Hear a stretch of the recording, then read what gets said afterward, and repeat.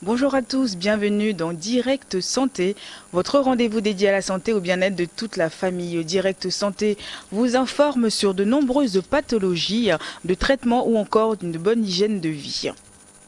L'hypertension artérielle est l'un des facteurs de risque d'accident vasculaire cérébral le plus important et le mieux cerné. La première cible de l'hypertension artérielle est le cerveau, avec un risque relatif d'AVC ischémique multiplié par 4 et un risque relatif d'AVC hémorragique multiplié par 10.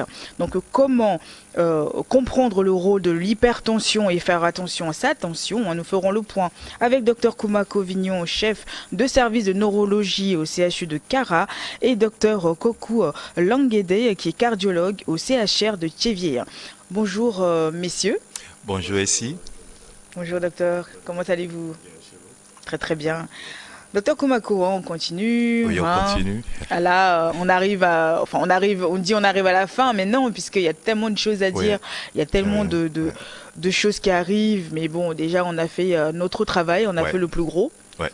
Donc la prévention, la sensibilisation, l'alimentation.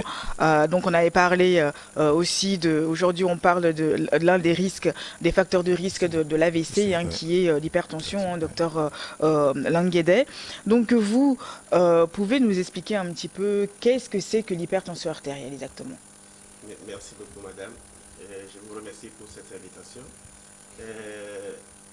L'hypertension artérielle, communément appelé un tueur silencieux. C'est une maladie grave.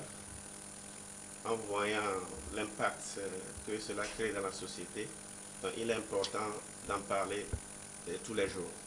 D'abord, la pression artérielle, c'est la force ou bien la pression qu'exerce le sang circulant sur la paroi des artères.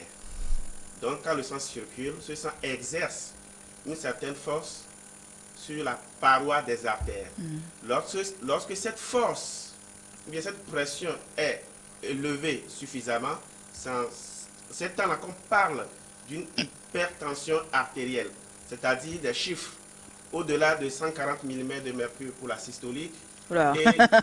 Très compliqué pour nous à comprendre tout ça, docteur. De mercure pour la diastolique. Et ça veut dire quoi? Ça veut dire quoi exactement, docteur? Oui, pour comprendre très clair, c'est quand cette pression qu'exerce le sang circulant sur la paroi des artères est très élevée, on parle d'hypertension artérielle.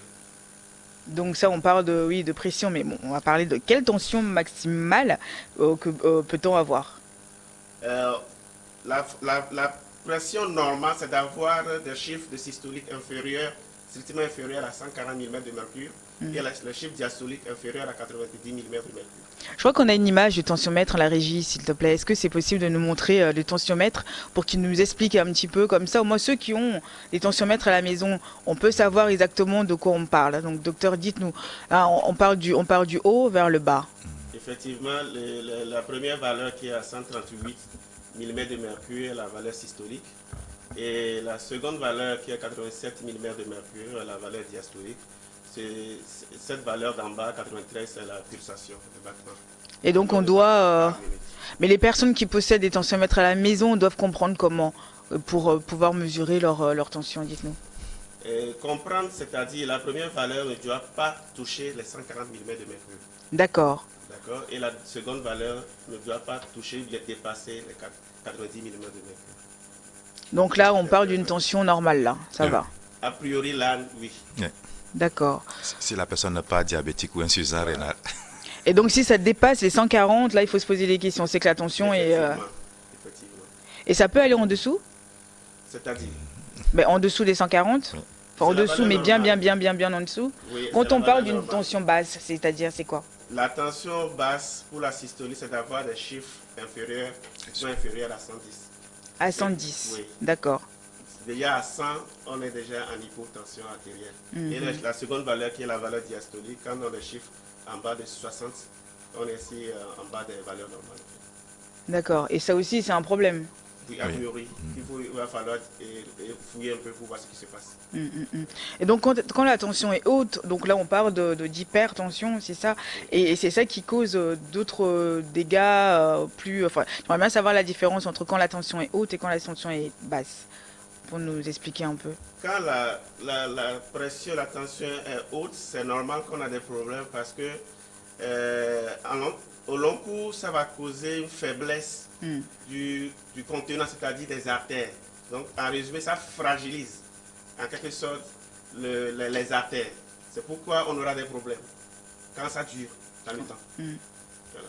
Donc, en définition, l'hypertension, mais c'est une élévation permanente. Parce qu'on a des situations où on peut avoir une élévation de courte durée, peut-être lors d'un stress isolé, lors d'une douleur, ce n'est pas là l'hypertension artérielle.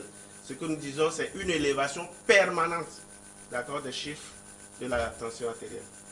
D'accord. Donc oui, quand ça va, quand c'est vraiment fréquent, là il faut se poser des questions. Il faut, c'est pas juste une fois et on se dit non, ça y est, on est tendu et on peut aussi aller voir le médecin, mais quand ça nous arrive une fois, c'est pas. Effectivement, madame, une prise isolée ne peut pas faire conclure à une hypertension artérielle. Bien sûr, on a des cas où la prise isolée, dans certaines conditions, on peut conclure. Avant de parler d'hypertension artérielle, ou bien avant de prendre la tension artérielle, on a des conditions requises, obligatoirement à respecter. On ne se jette pas sur quelqu'un pour prendre la tension artérielle. D'accord. Il faut qu'on observe un repos, au moins à 5 à 10 minutes, loin des repas, loin des prises d'alcool, du tabac, et coucher ou bien assis, avant de prendre la tension artérielle. Bon, afin de constater que dans notre pratique quotidienne, nous observons, en tant que spécialiste que je suis, certains praticiens en prenant la tension artérielle causent, par exemple, avec les patients. Est-ce que vous avez bien dormi, madame? Ça, c'est une fausse tension que vous allez prendre. Donc, on respecte certaines conditions. Au moins 5 à 10 minutes de repos avant de prendre la tension artérielle. Et c'est là qu'on peut conclure qu'effectivement, la tension est élevée. Là, ce n'est pas encore d'emblée conclure parce que si c'est élevé, il va falloir convoquer. Oui. Reporter, convoquer et sur quelques temps avant de conclure après que oui, on est perdu. Mais certaines situations obligent. Quand on retrouve certaines complications, ou des chiffres énormément élevés, là on peut conclure d'emblée qu'il y a quelque chose qui se passe. Merci. Ouais, c'est bon à comprendre, hein, parce que c'est vrai que souvent on nous explique un petit peu quand on va chez le médecin. On nous dit oui, on prend de la tension, mais après on comprend pas très, très bien parce qu'il y a que eux seuls qui savent. Ouais. Et que eux seuls qui savent que la tension est élevée ou pas. Donc ils nous expliquent pas forcément à quoi ça sert ces chiffres et c'est vraiment bon à savoir. Docteur Koumako, dites-moi comment donc en arriver à l'AVC avec une tension élevée? Oui, et peut-être je vais préciser un certain nombre de choses. Il a parlé de tension artérielle systolique, diastolique. Bon, la systolique, c'est lorsque le cœur bat, c'est-à-dire que le cœur envoie le sang dans le vaisseau. Oui. La diastolique, c'est lorsque le cœur se repose. Et parce que le cœur doit se reposer plus qu'il ne travaille, sinon le cœur va se fatiguer. C'est pour cela qu'il y a deux chiffres.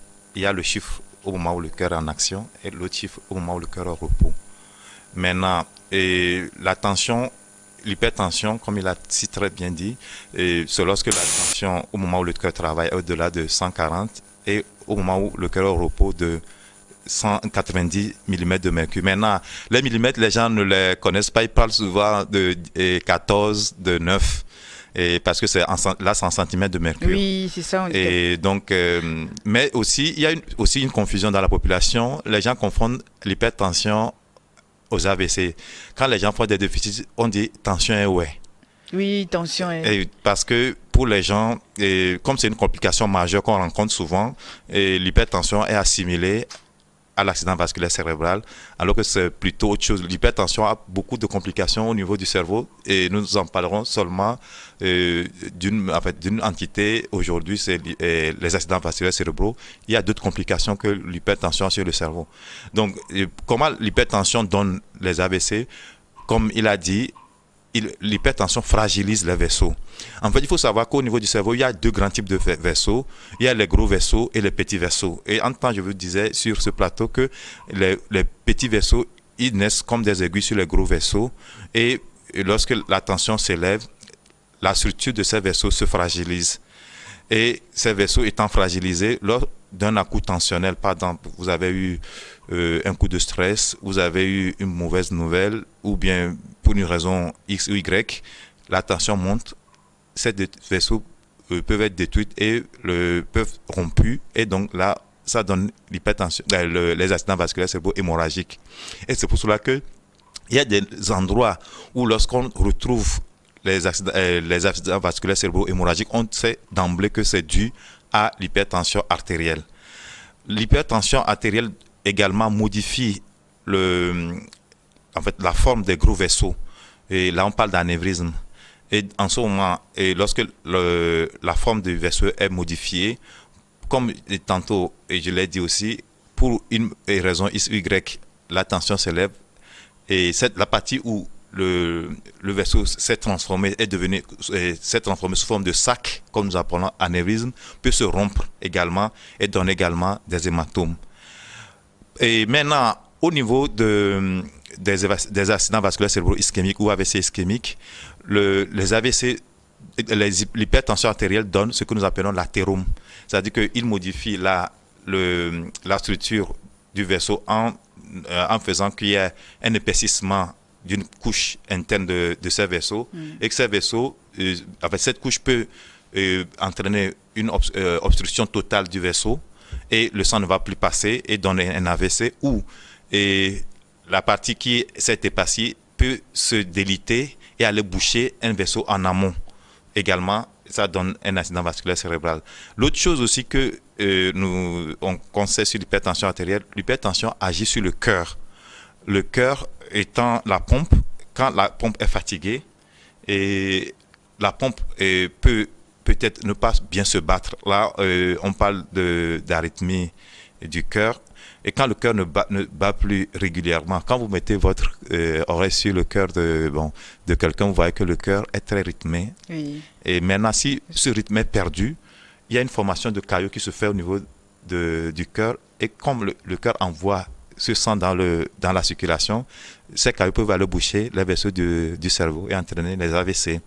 Ou bien, le cœur étant fatigué après avoir travaillé pendant un certain nombre d'années, sous l'hypertension, parce qu'il faut savoir que lorsque la tension s'élève, il y a un problème qui se pose au niveau des vaisseaux. Et il a dit c'est que le sang ne passe plus correctement, donc le cœur est obligé de pomper plus fort qu'avant. Et donc, il se fatigue plus vite. Il se fatigue, il se repose plus assez, et donc le cœur peut se fatiguer et donner l'insuffisance cardiaque, qui peut être également source d'accident vasculaire cérébral. Et justement, docteur Languedet et tout, quels sont les facteurs qui font varier la pression artérielle? Merci, madame. Beaucoup de facteurs influencent, disons, la pression artérielle. C'est un peu plus technique. Oui. Au fait, la pression artérielle a des composantes. D'accord? Nous avons des résistances au niveau des vaisseaux, et également le débit. Dans le débit cardiaque, nous avons le volume que le cœur éjecte à chaque fois et la fréquence cardiaque. Donc, tout facteur pouvant influencer un de ces paramètres doit influencer automatiquement la tension artérielle, soit à la hausse, soit en baisse. C'est-à-dire que lors de certaines situations, si le cœur commence par battre rapidement, au-delà de la normale, c'est-à-dire la fréquence cardiaque est très accélérée, cela veut dire que ça va augmenter le débit et par ricochet, la pression sera élevée.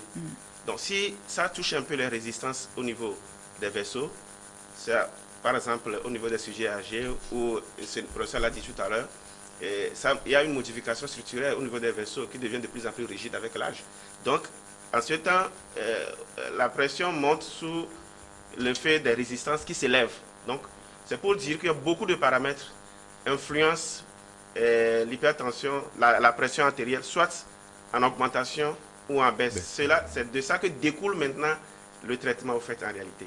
Et à quel moment on dit que c'est dangereux et que c'est un signe d'annonciation d'un AVC, par exemple?